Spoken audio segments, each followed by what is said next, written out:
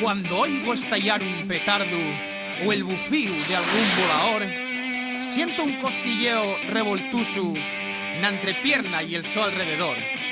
Y nun toi ni saliu ni azotau, y más bien que llegó, y hasta aquí, les fiestes de Prau.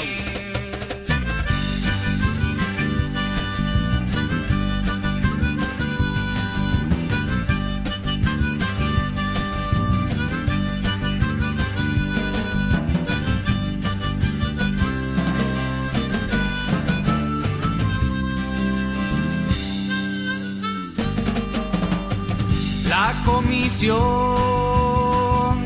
y en medio pueblo y trabajó el año entero.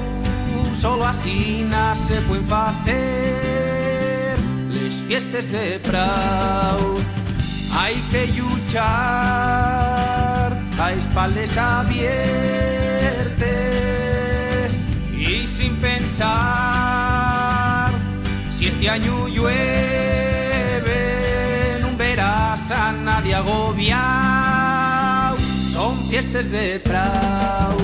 Ver cómo corre la sidra, echar el picao a la vecina,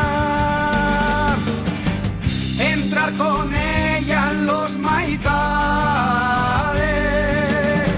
pa' averiguar si hay miales.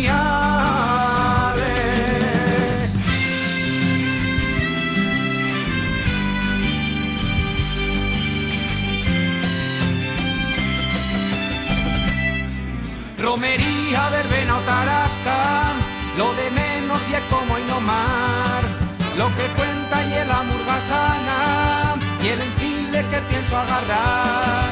Y si algún sufre cae desmayado, no hay problema, está todo controlado. Son fiestes de Prau. Cuando veo montar el escenario y la carpa con el mostrador, cuando veo colgar las banderas y el paraguas de lluvia de color, cuando veo el Prau bien segao y hasta aquí ya llegó y andamos.